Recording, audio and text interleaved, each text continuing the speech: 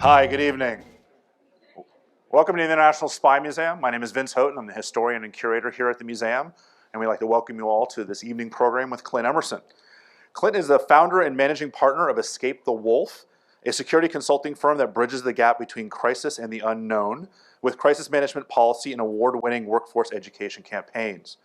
He's also the inventor of Zero Trace products, which are designed to protect cell phones, laptops, and other digital assets from identity theft and tracking. Prior to this, Clint spent a 20-year career with the United States Navy, where he was a member of SEAL Team 3 in the United States Naval Special Warfare Development Group, which sounds kind of tame until you realize this is the formal name for SEAL Team 6. During his time as a SEAL, he was also temporarily tasked with duty at the NSA. He's also an author. He has written several articles on security for Fox Business. He has 2 books. The first, Escape the Wolf, a security handbook for traveling professionals, came out in 2009. And his latest book, 100 Deadly Skills, the SEAL Operator's Guide to Eluding Pursuers, Evading Capture, and Surviving Any Dangerous Situation, which is now a New York Times bestseller. So please join me in welcoming Clint Emerson. Hello, hello. How you guys doing tonight? Thank you for having me. Thanks for coming. I hope I entertain you to whatever it is you're expecting tonight. It's kind of funny. I came over here and I was like, I got to do this presentation thing.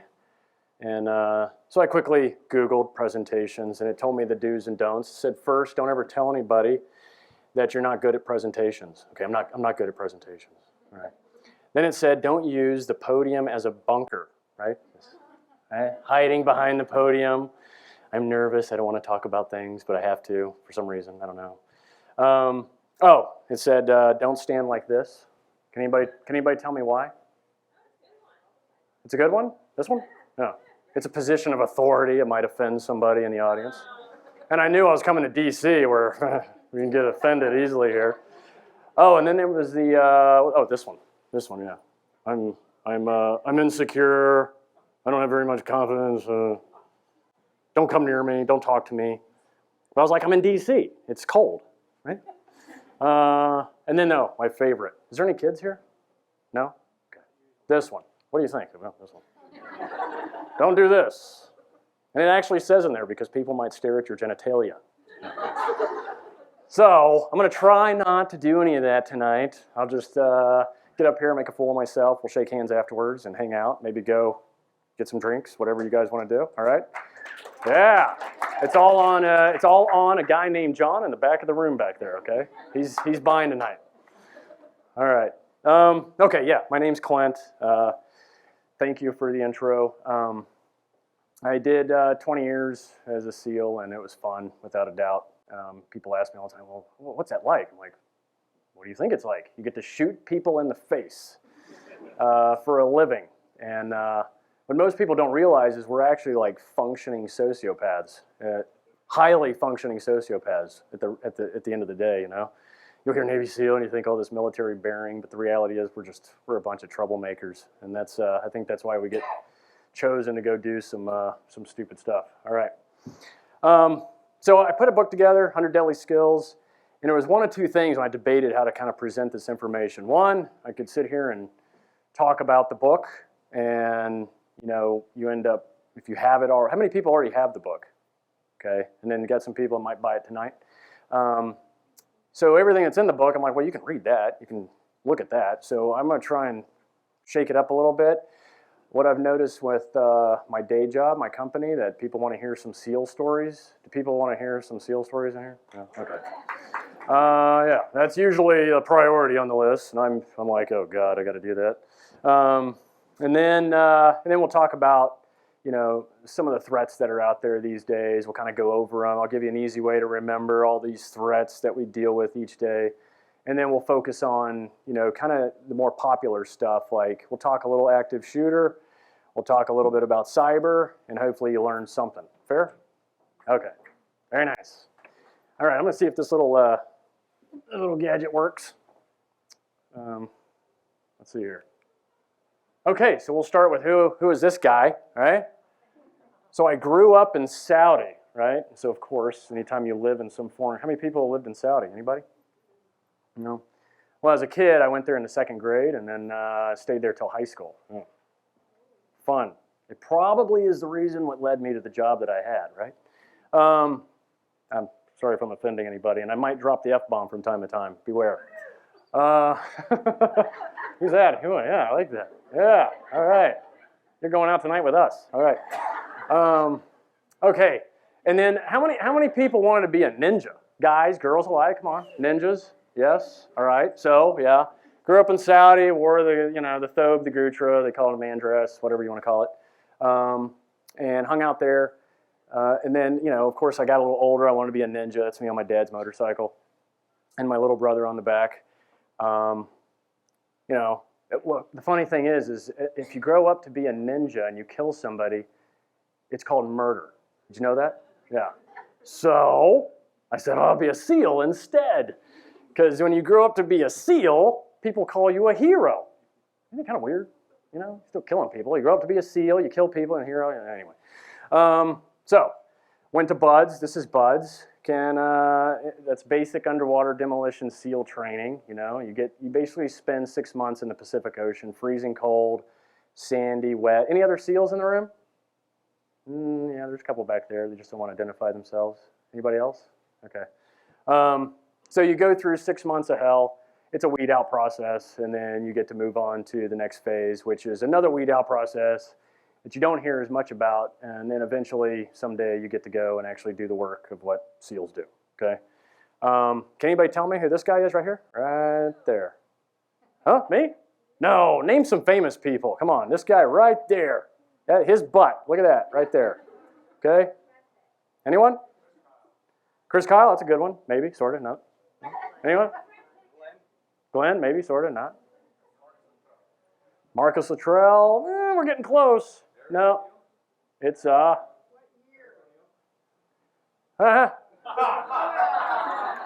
it sink in. Yeah. Yep, Brian Williams. All right. I know there's always the initial laugh, and then there's oh yeah, that guy. Said he was shot at in a helicopter. Yeah.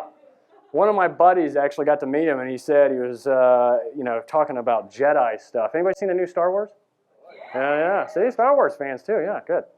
The Jedi, and then Jabba the Hutt was supposedly coming back in that movie. Is that true? No. Oh, really? Yeah, I heard they cut that scene, but I actually happened to get that scene. Okay? Yeah. We're in D.C., right?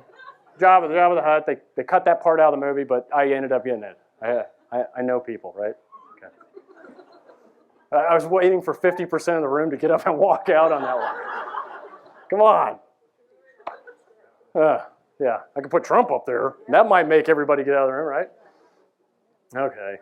Politics. Don't talk about it. Don't talk about what? Politics when you first meet someone? Sex? What's the other one? Religion. Yeah. Okay, we'll get to those. All right. So, resume. That's my resume. Okay, any questions? Okay, good. We're going. All right, so blending in some SEAL stuff here. It's funny, we were pushed into Iraq. How many feel that was a mistake? Yeah, come on, you can raise your hands. It's okay. Yeah. Good, yep. So before the war started, though, they never televised this stuff. I mean, you're sitting around in these tents. You get bored, like a bunch of SEALs do, and we build white picket fences. Yeah. We had our war garden right here. Actually had soil, and we planted seeds in it. Mm-hmm. You have some wooden tables because you're bored. We start building stuff. And then it gets to a point where you sit on your porch and you're just throwing rocks at stuff. You're hitting things with sticks, doing what boys do, But the sign that we hung is perfect for this environment, right? Never before have so few been led by so many. Yeah, can some of you relate to that? How many government employees we got in here? Yeah. So anybody who's been in the military, like before the war started, there was probably, I don't know, there was probably 75 SEAL high-ranking officers we'd never seen before in our lives. You got to remember, we're a very small community, and they're walking around. It's like, where the hell do these guys come from? But everybody came to, check the box, if you will. But we were always getting in trouble and being told what to do that we didn't listen to. But anyway, that sign became really popular. We were told to tear it down a couple of times. We didn't. We just left it up, and it just irritated the leadership, which is always fun. And then, but that's kind of the lifestyle you live before you get to have fun, right? And this went on for months before you actually get to do something. And this is the part that you never hear about. Now, there's some famous guys in this picture. Can anybody name any? Huh? You see? No, not me. I'm not famous. No. Yeah, I'm right. Oops. Oh, wait. Go backwards. I don't want to get ahead here. This is the boring stuff, right? Okay. So, yeah, I'm right there. So this guy right here, there's a movie comes out tonight. Okay? That's Glenn Doherty, right? In Benghazi, him and Ty. All right, so one thing I like to do, and that's is always talk about these guys and make sure everyone that at least I talk to remember them. And if you didn't have a chance to ever hear about them, I'll tell you some stories about them because they're all great people that went bye-bye early. This guy right here, anybody know? No? Mike Ritland, he was on 60 Minutes. He's the guy that does all the military dogs, SEAL that does military working dogs. A lot of the community uses his dogs these days. But yeah, we're all, this guy should be famous right here, Shane. Now he is probably the biggest troublemaker on the planet. He didn't like to listen to anyone. he was just one of those guys that just always, he has a big heart, but he's always causing trouble. I'm guessing we'll hear about him when he's in jail one day. Okay. All right, so we're going to do a balance here. We face a lot of threats. The book covers really a myriad of threats. Most of it's man versus man stuff, right? Today you got to take a little more ownership in your personal security. We got everything from inspired, terrorism going on, or bad parenting because of the 20-year-old kid with guns, or just mental health issues that get people out there and shooting up schools, shooting up theaters, you name it. And so the book really gives you a lot of skills that it's kind of a how-to book. And it's a little bit of Martha Stewart kind of injected into it because it's stuff that you can do at home. It's stuff that you can do and leverage your environment in order to protect yourself and give you the knowledge that you deserve. Like, will these pillars right here stop bullets? It defines the difference between cover and concealment. Where cover stops bullets, concealment hides you. You can get behind a curtain. The bad guy might see your feet. He might not, but it's better to get behind the big planter at the mall that stops bullets. And it goes through and identifies these types of things they're all around us all the time, but it's kind of good to know it and then identify it ahead of time. We also goes through and talks about some cyber stuff, things you can do on your computers to protect yourself and kind of surf the net anonymously and prevent all of the different exploitations that are going on these days in the cyber world. So you name it, I tried to cover it in all 100 skills with today's current threats that are typically man versus woman, man versus man type stuff. Okay, so that's it in a snapshot. But threat is an acronym I came up with some time ago where you can really break down the different things that we face each day that you might not even pay attention to. So the first one, T for threat, is technical threats. So going around the room, what would you say, what are some of the technical threats besides what I just mentioned these days? Anyone? Hackers, that's number one. Next? Identity theft, yes. Yep, that could be one. In the back? Government backdoors. Sure. We're going to talk about government, though. That's down there with that little sneaky guy, okay? Any others? So audio, video, right? It's everywhere these days. London used to be like the #1 video surveillance city in the world, right? With like 300,000 cameras in London alone. They could literally track you from the time you get off the plane to the time you get back on the plane. All very intuitive and smart, but guess who just caught up to that? Which cities? Name them here. New York. New York and? Yes, yeah. So caught up to what London already had in place, okay? Audio, another one that probably falls under here now is, social media. How many problems does that cause now, right? Cause problems for a lot of people. But it's definitely a threat that people want to leverage, exploit, take advantage of you. And it's something that you can write novels about, obviously, these days. All right, H, health threats. Look at that. Like Ebola. That was popular last year, yeah. You think that's coming back anytime soon? Yeah, maybe, I don't know. What else? Ricin, yeah. Anthrax, yeah, that's some. Bird flu, yep. It's kind of the ones, it's like Ebola. I mean, who would have thought that thing came out of nowhere, right? Caused a frenzy. But it's something that you got to get educated on, know the do's and don'ts in that realm so that you can at least identify it or know what's coming down the road or how to deal with it just with your family and at work.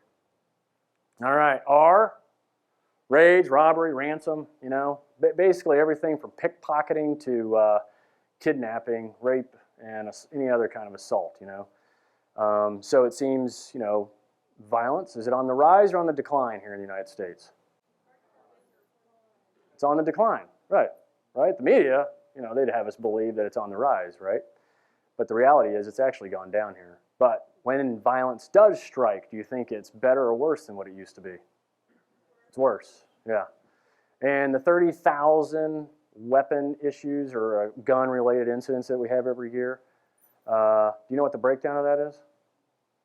Anyone? 21,000 of them are suicides, self-inflicted gun wounds, right? So that leaves how many? 9,000. How many of those are assault rifles? Give or take. Very few, yeah. So we get all fired up about assault rifles, but the reality is most of those are knife and pistol, okay? Just perspective, you know what I mean? All right, environmental. Name some of this that's been going on. Yeah, the tornadoes rolling through Texas. Sure, climate change. Floods. The floods have been a big one lately, right? Thunder snow. I like that, thunder snow.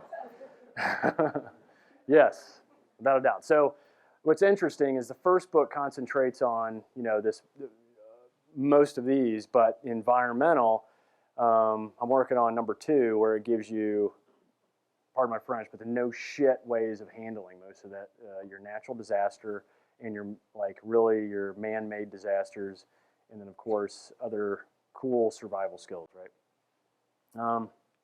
All right, this one you guys are familiar with. Agencies working against us, right? What's that? EPA, all right, yep, for sure. What other agencies are working against us? NSA, yeah, those bad guys. We'll talk about them. What's that? You guys deserve popcorn. Can we get them popcorn?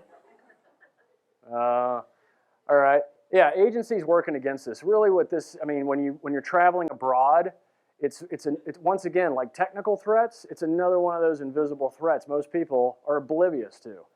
And do you think it directly relates to you as just U.S. citizens being tourists overseas? You better believe it, yeah. And especially if you're coming from this city. It doesn't matter if you work within the government or not, it's going to be assumed over there. And there are a lot of people targeted every year just because not only are they from the United States, but they came from DC, right?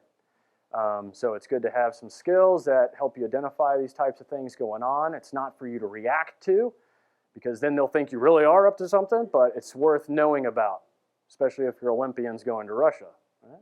Oh, those video cameras? Huh? Yeah, okay. And then last one, it's been going on for centuries. It's not going anywhere. Terrorism, right? And it's global. It's here. At the end, we'll do a Q&A. I always get questions about my thoughts on it. Mine's pretty different than everyone else's, but we'll have to hit that later. If I forget, let me know. Any questions on the acronym threat? What's the great thing about this is you can literally if you're traveling abroad or doing anything in a new city, the power of Google, right? You can literally type in technical threats, Beijing, and see what pops up. And at least prepare yourself for the environments you're walking into. If you sensitize and calibrate your senses to these environments, then hopefully if they come walking around the corner, you'll know how to mitigate it, elude it altogether. Make sense? Okay, great. You guys like this, or is it getting boring? Okay, good. All right. Yay. Yay. All right, so that's threat in a nutshell. So this is the big dilemma, right? And you'll see this all the time. It doesn't matter if it's the locks on your house or social engineering or with cyber. It is the biggest issue that individuals face and corporations face and the government faces. And that is the balance between convenience and security. So how many people, when you log into your computer, it's somewhat of a nightmare? Anyone? At work? Yeah? It requires a dongle, a password, all that kind of stuff, right? I mean, when you talk about that, it's security. It's not convenient. You're not just firing up your computer and getting to work in a heartbeat. Or the locks on your door. Most people don't know it, but like a 5-pin lock is the most common lock in the world, invented by Yale, and that's why you see Yale on some. Now you've got spinoffs, Schlage and Quicksets. Your homes are probably either Quickset or Schlage, right? Schlage is a little better than Quickset. Quickset's got flat pins in it, and it's held to impression, but easy to pick. And then the opposite for Schlage, right? You can impression it really well, but picking it is a nightmare, or can be. But the interesting piece, when you go to high security locks like Medico or ASA or any of those, one thing you'll notice if anybody has high security keys versus their regular keys, it just your home key slides in, nice and easy, comes out, right? But if you have a high security lock, it's a nightmare getting it in and pulling it out, okay? And the reason being is the tolerances in your high security locks are really, really high. So it's kind of rough getting it in, getting it out, and turning it and all that stuff because there is no room to take advantage of that particular lock. What are you guys laughing about? Is it because I'm saying in and out? Yeah, okay. Dirty, dirty, dirty. See, now we're on to sex already because of you guys in the back. Yeah. All right. Sorry. So now your lock's at home, nice and easy because it's got a very, very low tolerances, right? How many people are like guns in here? Pistols, like them, good, okay? I also compare it to a SIG Sauer, which is machined very tightly, and then you have your 1911. Your 1911, you can throw in mud, you can jump up and down on it, and it's still going to fire. If you do that to a SIG, forget it, because the tolerance is in both, right? Everybody understand? Tolerance is what you defeat on a lock. And so, once again, it doesn't matter if it's locks, security systems, cyber. It really boils down to, do you want it to be, if you want something to be convenient, it's probably not going to be very secure. And if it's secure, then it's not going to be convenient. So if something is a pain in the ass to deal with when it comes to your security, then that's probably the better way to go. Make sense? Okay. Nobody wants to do that, though. All right. Back to story. See, we're going to ebb and flow. We're going to ebb and flow, right? So we push into Iraq, right? And the platoon I was in a leadership position. We had to take down the largest oil platform in the world, right, that Saddam had. And it's called Maid. It's 1 kilometer long. All the oil that comes out of Iraq runs through the Al Peninsula, then goes underwater and comes to this big gas oil platform out in the Persian Gulf that, you can have 4 tankers pull up to these things at the same time and fill up. It's massive. And they didn't want an environmental disaster to happen. So we were tasked with, hey, go take that thing down right when we kick off the war so that Saddam doesn't blow it up and make us look like fools and spill oil all over the Persian Gulf. And so we're like, okay, that's cool.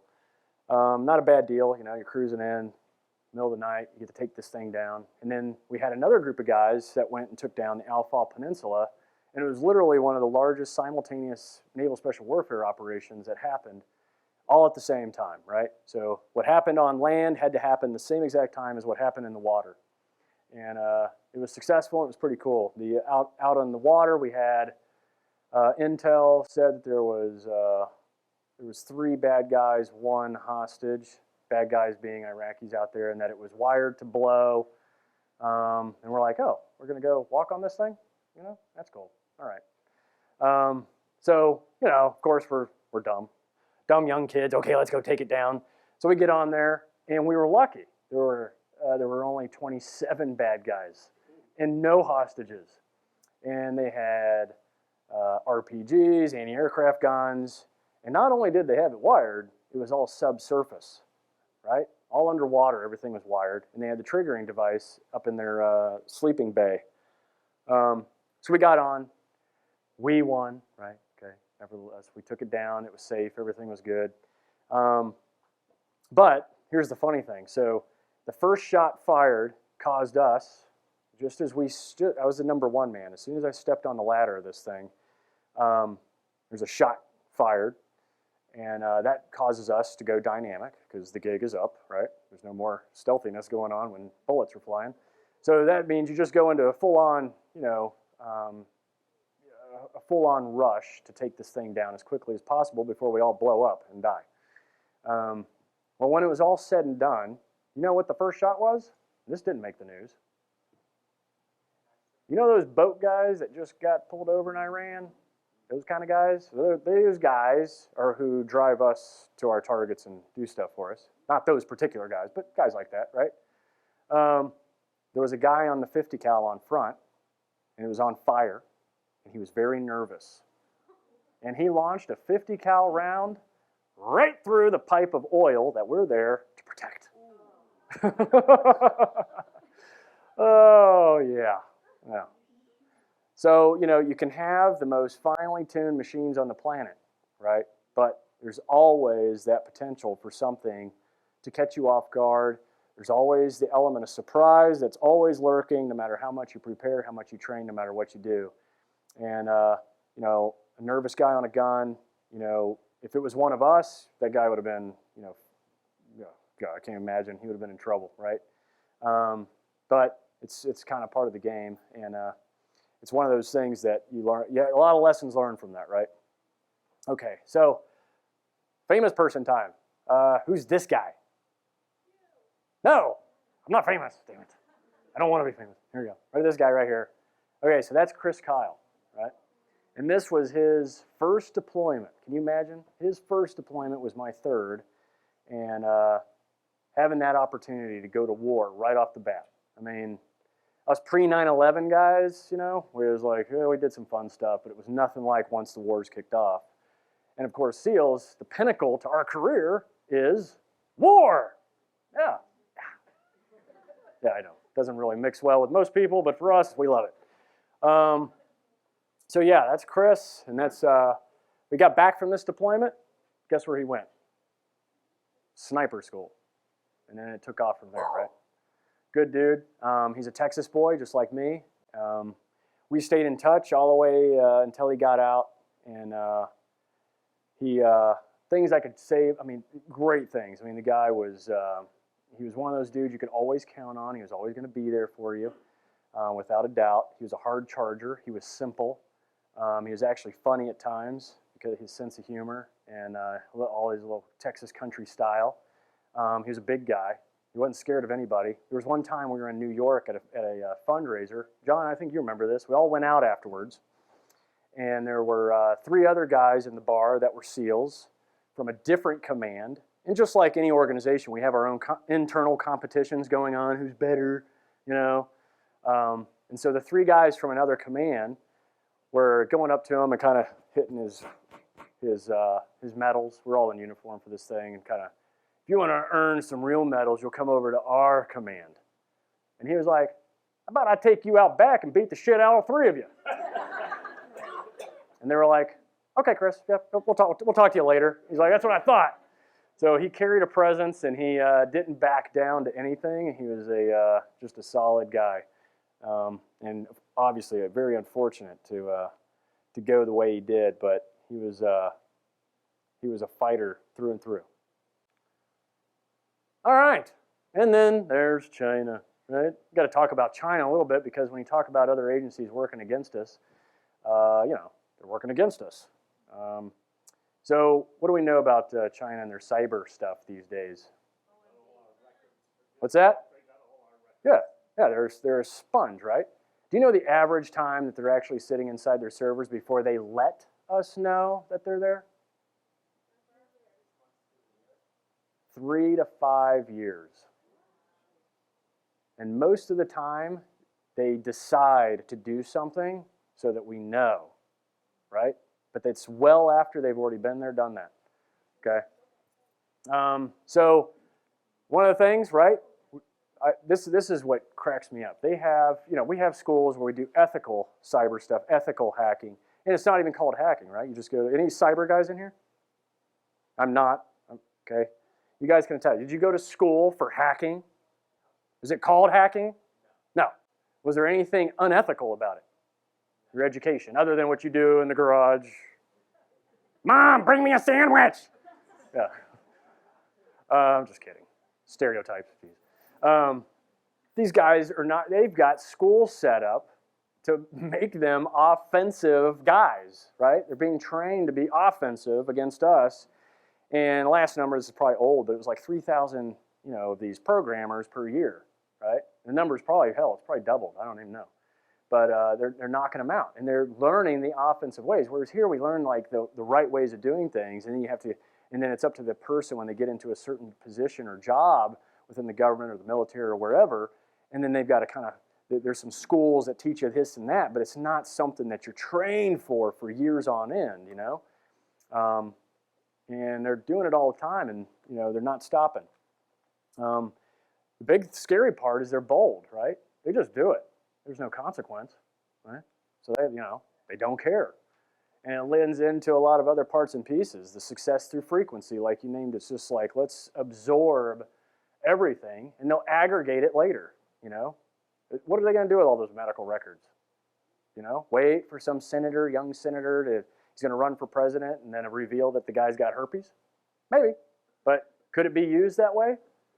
Would that affect someone that's maybe running for a political office, or, who knows? But they could get creative. I just did it in 5 seconds, right? I mean, not giving them any ideas, but I mean, come on. Guy's got herpes, whatever. Lack of consequence, right? What are we doing? I don't know. The covert world is covert for a reason. We don't need to know about it, but hopefully there's consequence going on, right? We hope. We hope that the random power grid in China shuts down for 4 hours or so, Yeah, that'd be funny. Beep. Turn it back on, just to let them know that we're here. Maybe, I don't know. Culture, secrecy, and shame, So we know all the reasons. It's not going away. It's only going to get worse, which is why I decided, I'll probably focus a little bit on cyber tonight. Put some reality, shed some reality into it, and hopefully you guys walk around here not paranoid, but at least educated on the fact that, there's a lot going on out there. And it's not just them. The BRIC countries, everybody's familiar with BRIC, right? These days, right? Brazil, Russia, India, China. They all want to be what we are, economic superpowers, and they'll do anything to get there. It's nothing new, but it's not going away. So when you look at what they do and how they do it, I'm not a cyber guy, but a tactician, yeah. Tactician, you look at how someone does something, and it doesn't matter if it's in the cyberspace or if it's in here and right here in the physical realm. A tactic is a tactic. So if I were overseas and I was tasked with, hey, we want to take out an aircraft carrier, do you think I'm going to go to this aircraft carrier and just take it out? No, right? It's too big. It's got security. I wouldn't know what to do when I got there. But one thing every aircraft carrier needs in order to really get functional is tugboats, right? So I'm going to go 10 piers down. I'm going to go mess with these guys, right? So what do you think hackers are doing? The same thing, right? So you got a big organization, but it's got contracts with, when you take Target, for example, everyone's heard about that. It's been, that's the fire hydrant that's been peed on a lot when it comes to cyber attack sampling. But the reality is, they go, we're not going to attack Target. We're going to go after the HVAC company that services them.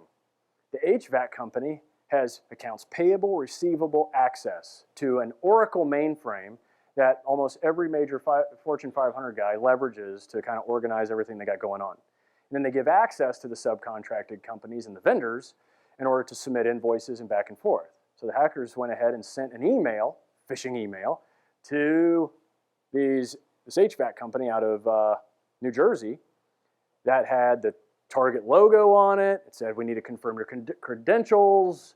Just you put in your username and password. Well, when you send it to an entire HVAC company, all it takes is that one person to put in those credentials, and now the hackers own Target. Make sense?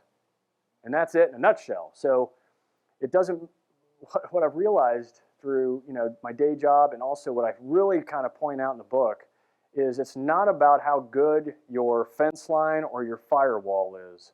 It really boils down to people and our love and passion for complacency. We are human beings. We're naturally lazy, right? And we want to take the easy route. And we don't really check the emails that come in properly. We don't take the time because we got other things we need to do today, like check my Facebook or whatever else, okay? So complacency really is the bad guy, not really the lack of security. I like to throw this one in here, right? So we cruising through Iraq, and it's kind of, everyone, where's the smoking gun, right? That was, what, how many years after? Like, where is it, where is it? But for some of us on the ground, it was pretty apparent. No matter which bad guy, whether it was in Iraq, any bad guy you shot or you took prisoner, they had gas masks, atropine and epi. And every single one of them, you ask, why are you carrying this? You think the U.S. is going to use it against you? They're like, no, Saddam. Every single time. They all carried it more religiously than we did. Like, I was like, I don't want this crap. It's extra stuff hanging on me. I don't want it. It's like, you want to stay light, fast, But, they were wearing it far more than us. And that said something that stood out to me. And it's one of those things nobody ever hears, But, if the people believe that he'll use it on, which he had up in the north, we all know that, and then, he's threatening to use it all the time, and he's a leader of a country, it is what it is. All right, so evil Maid attacks. Anybody heard of these? It's a video, so you don't have to listen to me talk anymore. All right, we're gonna play it. I don't know if I can play it.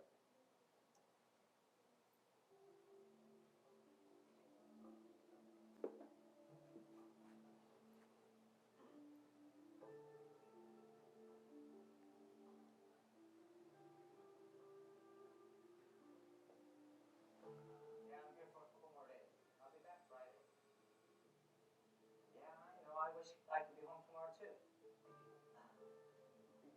Look, I want to go to the gym before dinner time. Okay, well, after dinner, I'll talk to you some more, right? Wives.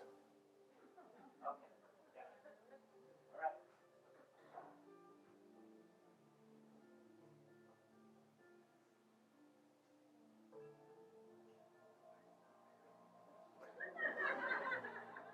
Yeah, she's evil.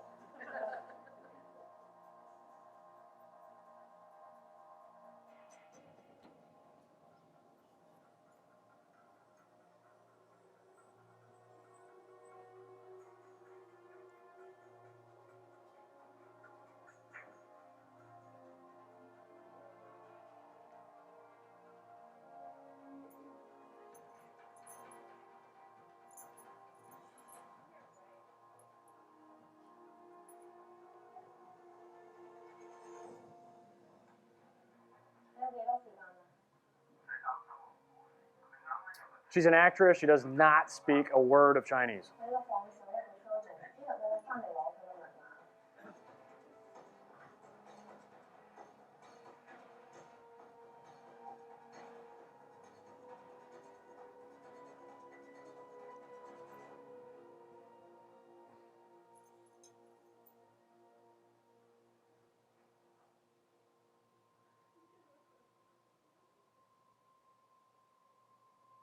Like he's going to fingerprint it right there,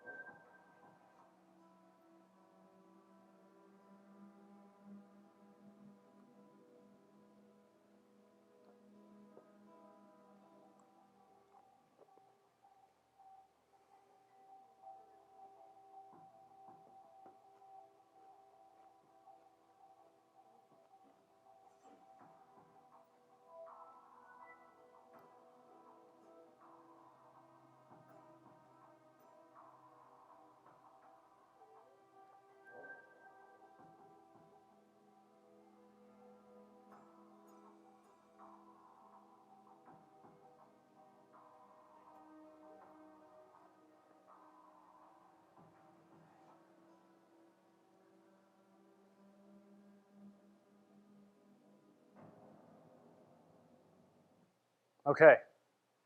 So what's the takeaway there? Stop leaving your laptops around, right? Take them with you, carry them. I know they're 5 pounds. But this goes on more often than you would never know. And it's not to drive any paranoia. It's just kind of reality to what your service providers overseas will do for an extra buck. They're not necessarily bad people, but they will do whatever to make an extra dollar. Whether they think you're up to no good or not, it's all part of the system of just collection, collection, collection. And if you work for the government or a contractor or anything, then you should especially pay attention to this type of stuff. And at a minimum, lock down your personal, devices. There's ways of doing it. For example, if you're a PC person, as soon as your computer fires up and you hit F5 still back there, guys, to get the BIOS screen to pop up. So you'll hit F5 as soon as it pops up. That'll give you your BIOS screen. That's that old green kind of old school DOS screen. And right there, you can actually set up another password so that no one can do what she did, which she turned it on and the USB ports allowed her to bypass the OS and put in a keylogger on there. So what's nice is if you fire up those PCs, hit F5, your BIOS screen comes up, you can shut down your USB ports so that they're never active until you put in the password. Make sense? So then she could never put that stuff on there. So if you have to leave it behind, make sure you render the thing safe before you do it. Making sense? Okay. So back to a little bit of, So I got into photography there for a while, and I took a lot of pictures as I traveled and stuff. Depending on where I was at, and if and when I could. This particular picture of this little girl kind of sparked my whole thought process with terrorism. And I get asked this all the time, but does she look happy? No, right? And I kind of related it to myself, right? I grew up in a country that, they keep us Westerners down, right? I used to see my mom and my dad get treated a certain way, and it puts a certain distaste in your mouth. And then you grow up as an adult and you realize, that's their culture, that's their thing, that's their way of doing business. As long as it doesn't affect me, I don't care. But that little distaste still kept me on a path to, becoming a SEAL and doing what I did, right? And in this country, we have plenty of opportunity, right? You could be a doctor, a lawyer, you can write books, you can do whatever you want. But that little distaste kept me on a certain path. And it's important to note that, because when you go in and you piss off generations of children, hundreds of thousands of them, with no opportunity, what does that leave us with? Years and years of terrorists, yes. And the average age of an ISIS guy, whether it was really directly or indirectly related to what we've gone over and done for the greater good. I truly believe in what we did. Don't get me wrong on that. But you have to look at consequence, right? And that consequence is we may have created, hundreds of thousands of Clints. Oh, you don't want that. That leads to kind of my thoughts on that. So I'll leave it there. All right. So skipping back now, real world, right? Keith is a good friend. He also happens to be on the board here, and he's a huge contributor to the Spy Museum. This guy, if you ever get a chance to talk to him or come to anything he talks to, this guy's got a brain that's a vault of everything that's ever happened in espionage. A lot of items you see in this museum, all the items that you see at CIA headquarters, and all the items that are on tour right now around the country are all his. He has been collecting, artifacts that represent, the clandestine, covert world, technical artifacts, assassin weapons with blood still on it. I mean, awesome stuff. Great guy. But he also helped with this video series. I want to play it, but it kind of gives you the evidence of evil Maid attacks. Any travelers of interest to a foreign country can expect to be under surveillance and will likely be monitored even in their hotel room. What's rare, however, is to be able to confirm the surveillance. taken by a traveler who suspected the hotel staff was doing more than just cleaning, and was able to capture their activity with a newly purchased nanny cam, which reported a Chinese technical team at work. Note, while it might be very interesting, travelers should not conduct ad hoc counter surveillance. It could compromise your business and personal safety, and you could be arrested. And in prison for 5 years, 10 years, maybe the rest of your life. 哎呀，你把我吓一跳了。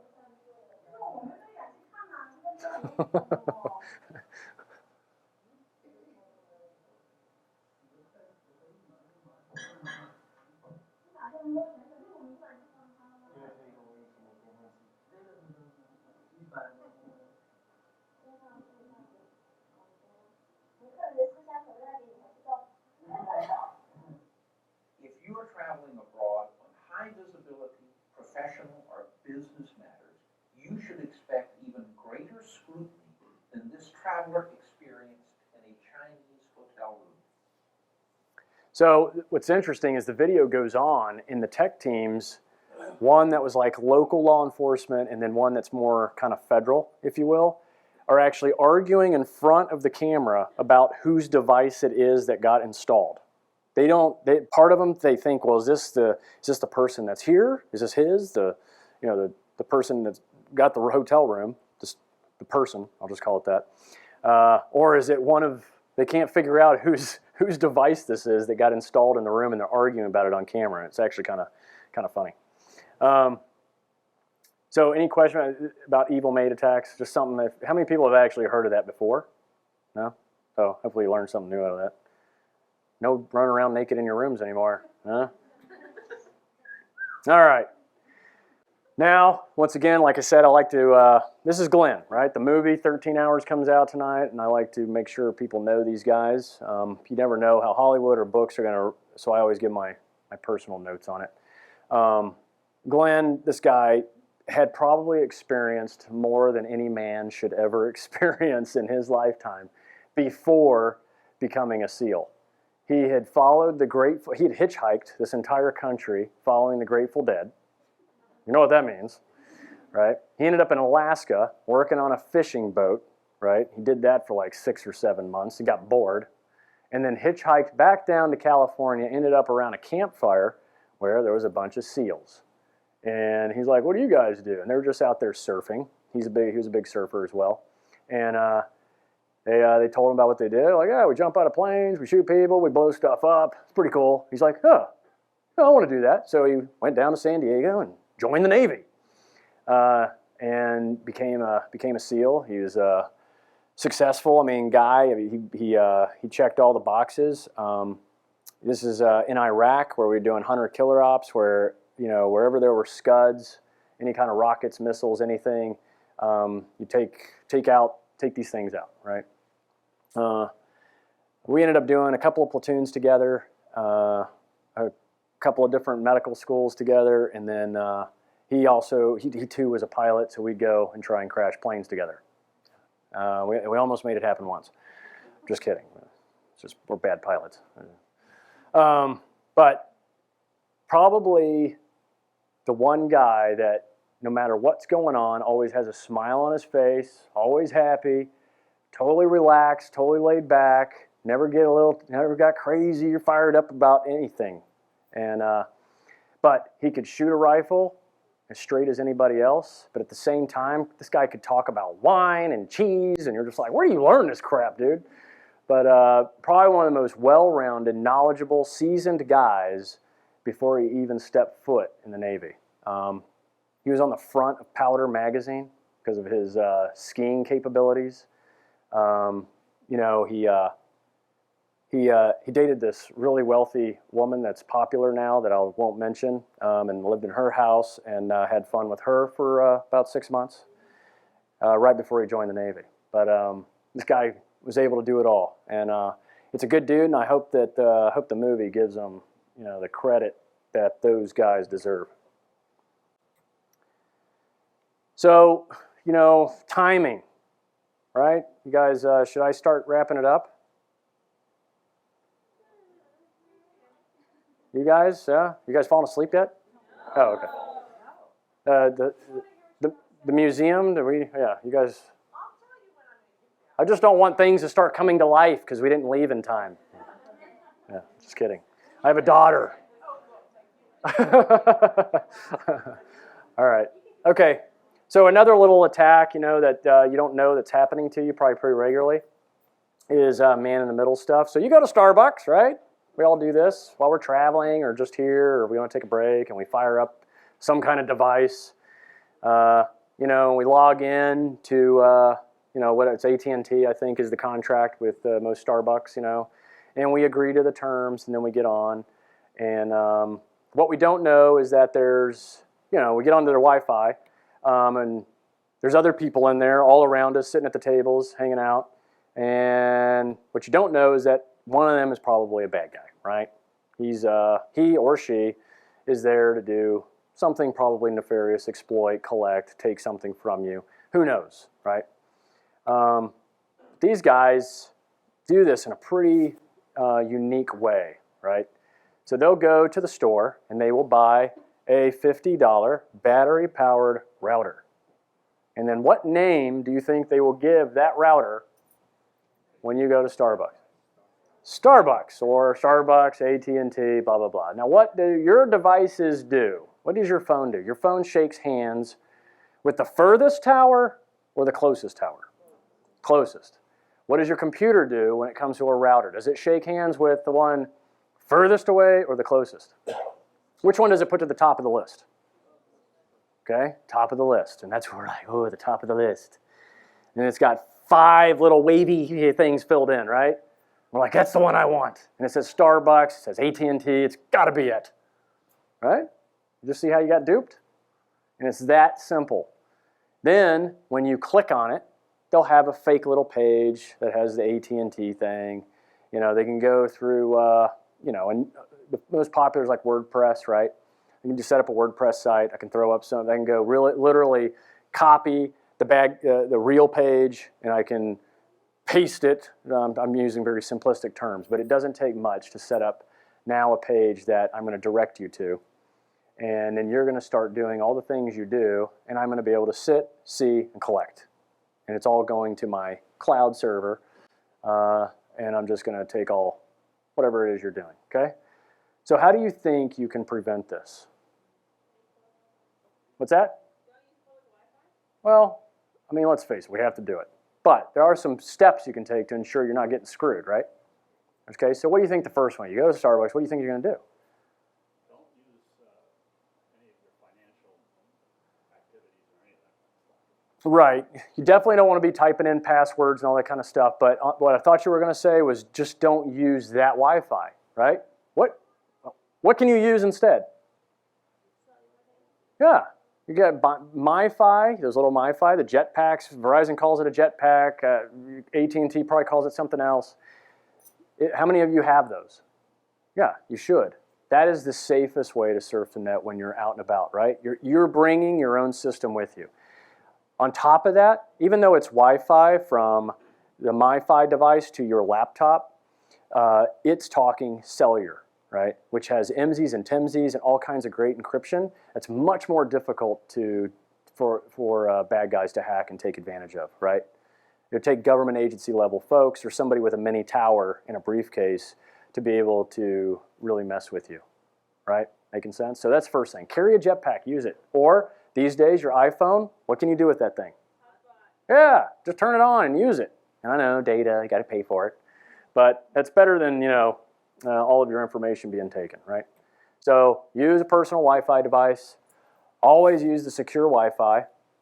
You're going to allow, you're going to see that list. Let it fully load. If you see duplicate stuff, that's a point in which you go, decision point.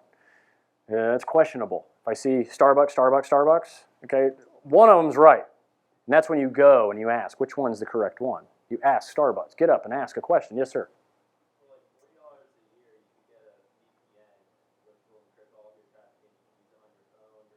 VPN's the other route. Yes, thank you. Yes. There's actually some pretty decent VPN apps now that you can just load on your phone. You can turn it on and off, and that way everything you do through your phone remotely is then protected, okay? Observe the entire list, confirm with, wherever it is you're taking, right? Pretty simple. It just takes a little, right? That's that convenience security thing.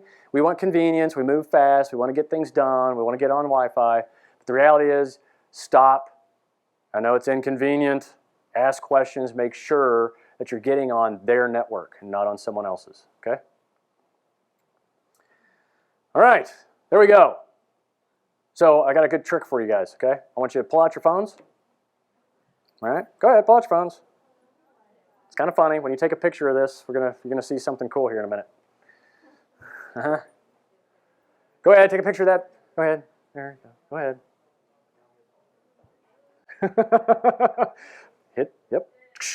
Go ahead. There you go. Perfect. Got it? You good? Everyone's got it? There you go. Done. I didn't even have to spam you. You did it yourself. Isn't that good? Okay. If you ever have any questions, concerns, if you want to get if you want one of the apps, the Photo Trap, it's something that some people in this room helped me put together. But basically allows you to take pictures of any environment, take a picture when you get back, it animates it, and only the things that were disturbed in your environment will actually move in the comparisons, okay? So if you got kids that are going to be hitting the liquor cabinet, you don't need to use your Sharpie or turn it upside down and then do the Sharpie mark because they're not smart enough to replace the water properly. We all know these tricks, right? All you got to do is just take a picture of it and then take a picture of it later, and you'll see the differences. It detects any change in the environment. I had my daughter walk across our front lawn, and you literally could see the footprints flashing back and forth. It's pretty cool. It's on Android, it's on Apple, anyway.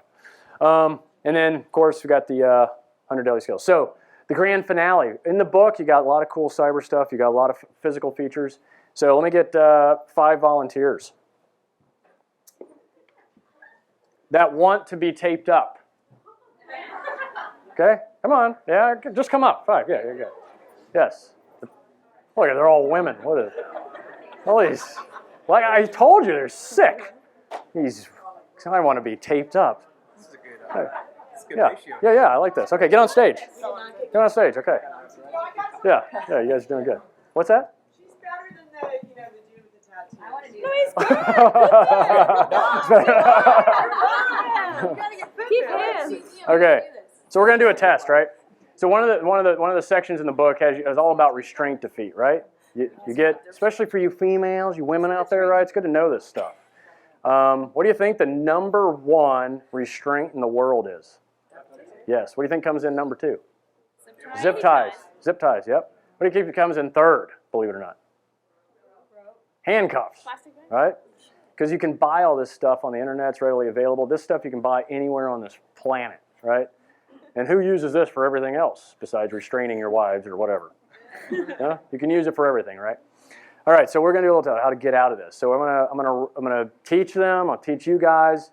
And this is where it gets kind of serious. If you find yourself in a situation where the bad guys, either you're outnumbered, you're outgunned, or you're taking severe blows to the head, that's when you want to temporarily surrender, right? You want to maintain consciousness. You do not want to get knocked out, okay? And you don't want to die.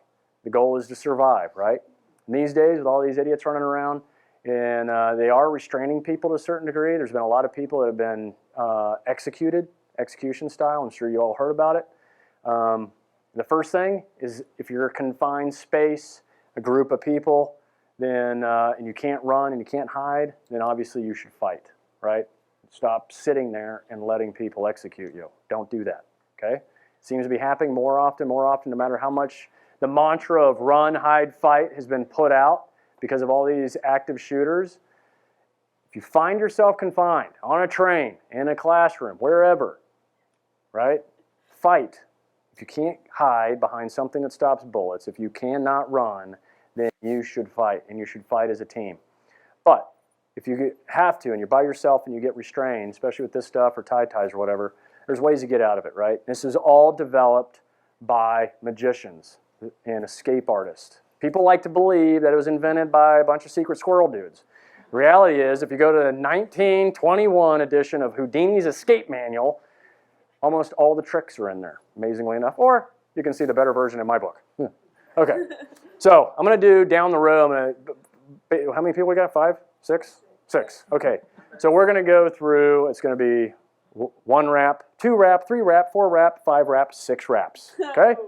And we're going to see if this technique works on all. Okay, so the first piece, you have to temporarily surrender, right? I'm not an advocate of someone you should give up, right? But if you're taking severe blows to the head, you're outgunned, you're outnumbered, you might have to, knowing it's temporary. Take control of that situation, right? And you want to present yourself to the bad guy in a way that gives you the advantage when it's time to really escape, okay? So I want everybody to grab a wrist. Grab a wrist. Okay, grab your own wrist, there you go. Okay, now I want you to close your hand. And I want you to open. Close. Open. What do you feel your wrist doing? Yes, contracting. So when is your wrist big? When your hand is open. When is your wrist small? Closed. Okay? If I can get taped up with my hands closed and relaxed, and then when they tape me up and I open, what am I doing? I'm creating space. So I am right now already in a position, I already have the advantage when I close my hands and present them. Okay, bad guy, you win, right? So that's first thing. Second, when it's time to escape, that's when you're going to open your hands, right? And then you're going to put your hands, your thumbs out, eye level, and then you're going to launch your elbows past your rib cage as violently as you can, straight back.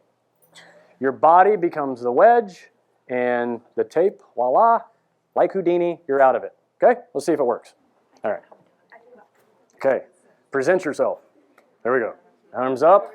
You want your wrists as close together as you can, okay? Gives you a little bit of advantage.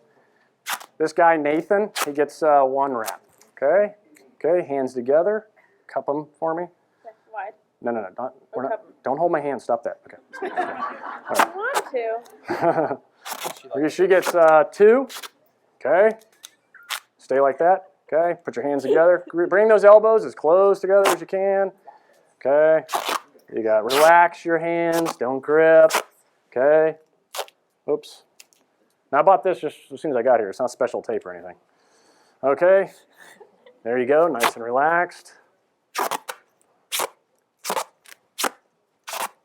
Oh, Jesus. Yeah. That one might be a tough one. Okay, all right. Okay, we're gonna do a little more. Yeah, there you go, relax. There we go. Okay. All right. Well, 3, 4. Did you hear her? She said this never happens to black girls. Why is that? It's always white girls getting kidnapped. Okay, and relax, nice and easy. He's getting the mega dose here. Yeah. Okay. So do you think a bad guy takes that much time when he initially gets you? No. No. Do you think he puts it on that neat? No. No. There's so many advantages of this crap. It's amazing that people don't take advantage of it, right? So their hands are together, they're relaxed, okay? So now you're going to put your thumbs out at eye level, okay? Good. Open your hands, and I want you to launch those elbows back past your ribcage as hard as you can. Hey! Yeah, huh? Okay, good job. Good job. Get out of here. What are you doing? Go again. What are you doing? Okay. So now here's the downside, right? Take a look. So as soon as tape gets bunched up, what does it become? It becomes like a rope, a cable. So when you find yourself in this situation, use your teeth, cause a little nick in it, and then try again. Try again. There you go. I'll see. There you go. There we go. Pull it back. Pull back. Right. Yep. Yeah. There we go. Good job. You guys are all Houdinis now. Okay. Magic. Now, so when you get taped up from behind, then this is where you a little bit of Gumby action, right? You got to pull past your butt, Get down and pull. So if you're in the trunk of a car, you could probably pull it off pretty easily if they put you in a room for a little while. But the big thing is you do not want to get to the first stop, right?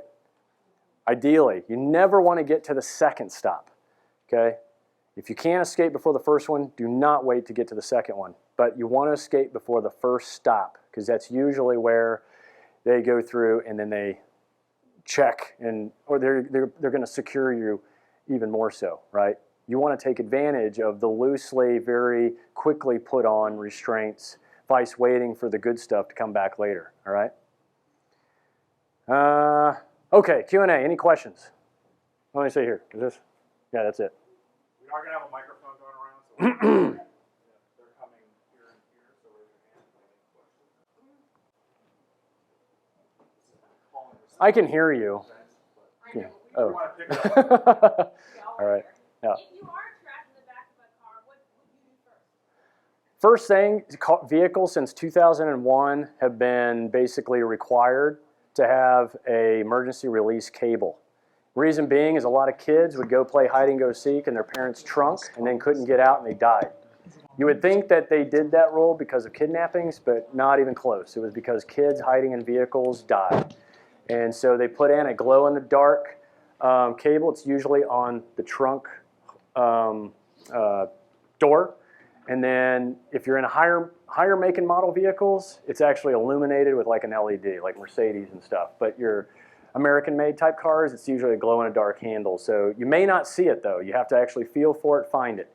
If you're in an older model vehicle, then at that point, you want to find, if you can pull the molding away from where the trunk door matches the lock. And if you can just get physical access to the locking mechanism, it's the simplest one on the vehicle.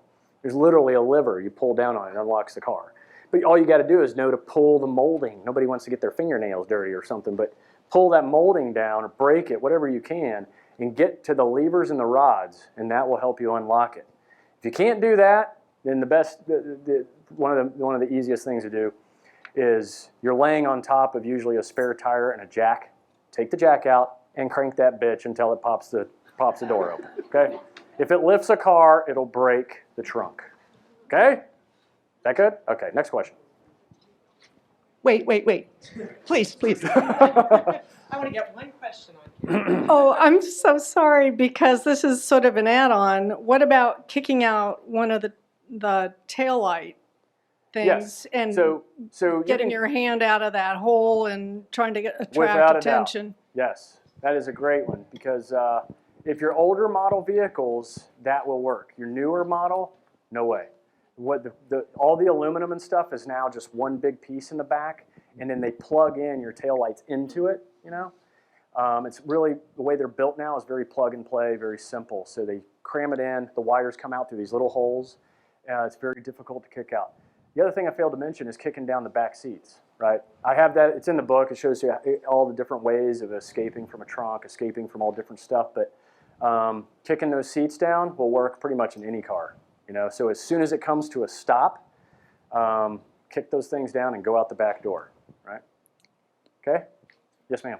For those who are capable of studying it, what martial art or arts do you prefer as far as being able to defend yourself well? You know, me being now recently retired out of the military, you know, we had a lot of stuff that we went through. You know, I was at a command where you had professional boxers on Mondays and Wednesdays, and then you had professional MMA fighters on Tuesdays and Thursdays, and you could kind of go in and fight for the first 3 hours of every day.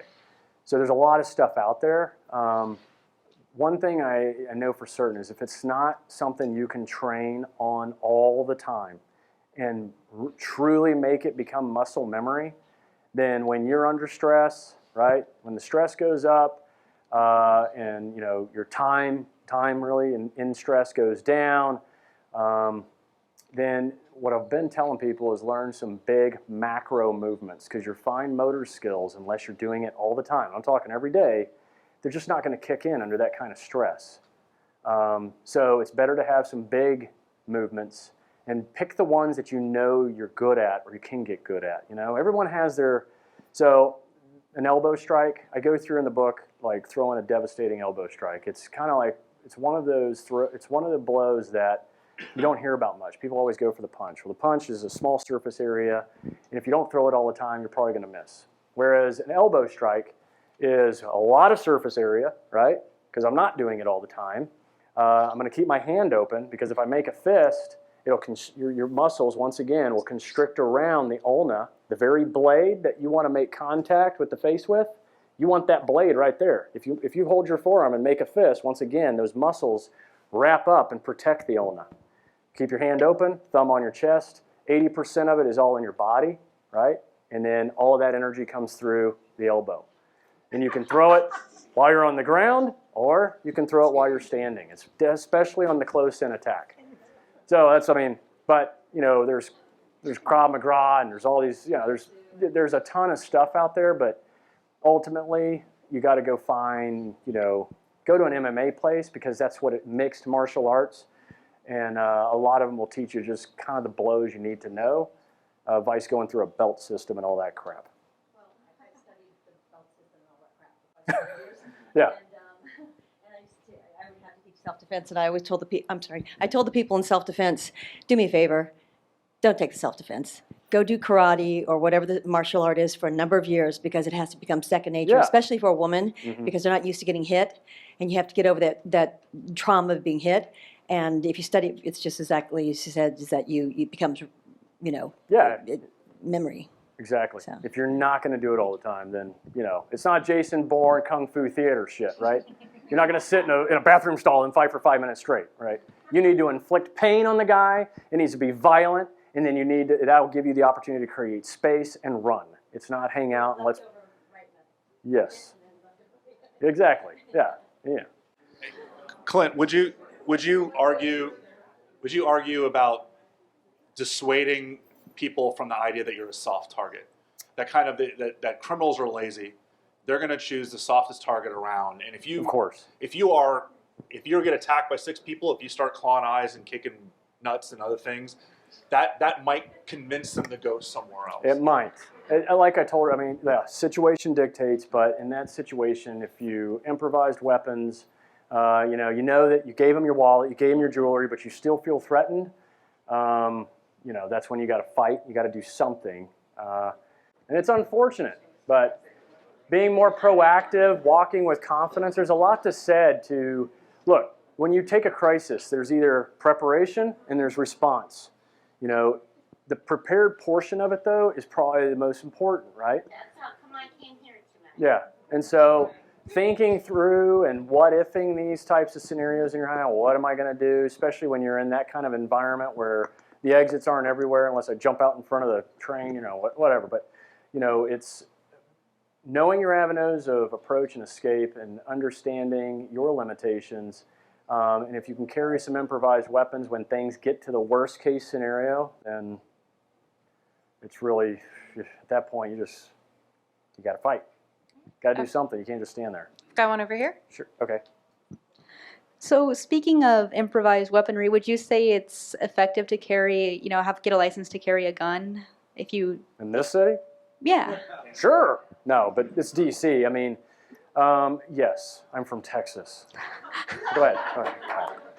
No, it's concealed carry there is, in a lot of states is kind of a norm and it works. Yeah, I'm a gun guy, so I would say yes. But there's a lot of people that say no. But I will say this, is that if you're not proficient with that thing, you don't practice with it. And accurate rounds is very important. But getting that thing out of the holster or wherever you're keeping it is more important. And a lot of people buy a gun, they go to the shooting ranges. Guess what? Shooting ranges don't let you draw from the holster. That's something you got to sit at home while you're watching, The Bachelorette, and start drawing, practicing with a safe weapon, of course, and really working that draw. Okay, drawing from the conceal is something you got to learn and do regularly, and it changes depending on what the clothing you're wearing each day or the season when you're all bundled up, right? So. But the draw, accuracy together equals yes, go get a concealed carry weapon. But if you're not going to do any of that, then don't, because it could get taken away from you and you get clubbed over the head or shot in the head. Yes, ma'am. Or microphone. Oh, right here. What would you say are the top 3 things to do in an active shooter situation? I go to the movies and I'm constantly looking at exits, everything. I mean, I'm constantly looking at that. So what would you suggest? So I'm an advocate of run, hide, fight, right? I think where it would depend, our environments are changing all the time as you came here and as you leave and as you go home, and it's something that applies to a lot. There's a lot of other ways out there, but run, hide, fight is, I think, a good one. But before you run, ultimately, what do we do when we get shot at? We drop to the deck, right? Then you have to determine where the fire is coming from, right? Once you figure that out, because the last thing you want to do, like some maniac, is run towards the shooter. And that's happened, where people just start running, and they end up running right into basically like a fatal funnel of fire, right? And that's bad. So the first thing, drop, take cover, something. And then look, listen, smell, right? Looking, listening, taking in that environment, and then determining where the shooter is. And then at that point, you want to try and run from cover to cover, right? Always choose cover over concealment. If concealment's all you got, then obviously do so, hide. But knowing that, one, it's temporary. You don't want to just sit there forever. You want to take it, you always want to keep your eyes on that bad guy. And then you want to move when you know it works best for you, from cover to cover. Increasing distance from the threat increases survivability. And then hiding. The hiding, once again, it's all about the cover, right? Things that stop bullets. And try and make hiding as temporary as possible. And then you get to fight. Okay, I'm in a classroom, I'm on a train, a confined environment where the other 2 options are out the door, right? And you just have to fight. And if you're gonna fight as a team, right? I cover all this, in the book. Grab 3 people and say, all right, when he comes in here, someone's getting control of the weapon, someone's getting control of the body, another person's getting control of the head. Yeah. Sorry. Does that help? No. Okay. I got it.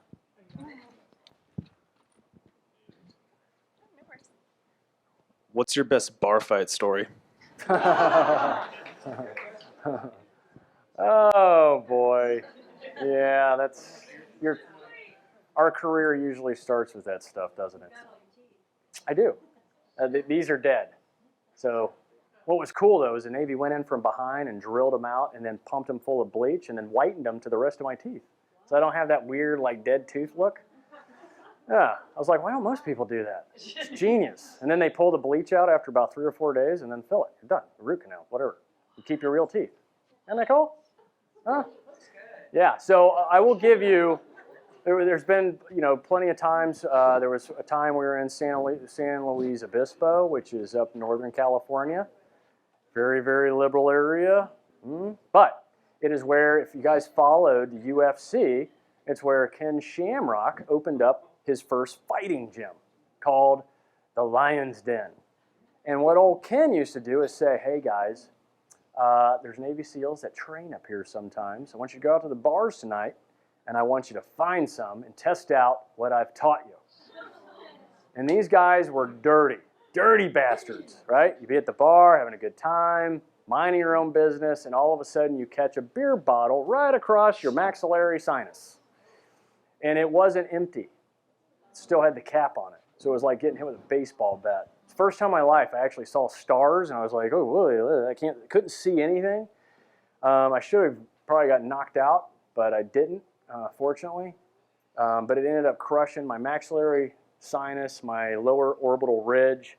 When I valsalva'd, when you try to clear, my entire bottom eyelid filled up with air. It was cool. So, because I didn't see who did it, I was with a couple other SEALs. They didn't see what happened, except for another guy that was on the other side of the bar. What these guys didn't realize is there was 17 SEALs all spread out in the bar that night.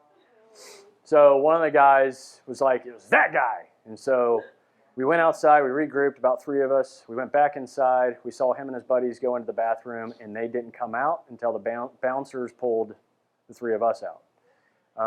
And that was it was pretty funny because the one guy, he was at the urinal peeing, and my buddy that was in front of me, just did this huge flying elbow into the back of his head, and his head bounced off that tile wall like 5 times, like, and then he just dropped like a pile of shit on the floor. It was awesome.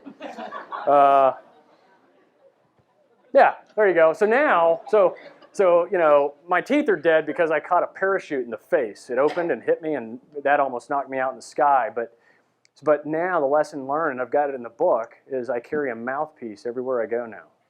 And it's so funny. Ever since then, we'd be overseas, and you end up, you know, people wanting to square off on you, and I'd be like, hold on a second, and I'd pull my mouthpiece out and stick it in my mouth, and they would go, no, fuck this, man, I'm out of here. It is the best deterrent on the planet. Throw a mouthpiece in. People look at you like, I don't want to fight this guy. All right, there you go. That's about the best way we can possibly think about to end this night. So please join me in thanking Clint Emerson for being here today. Thank you.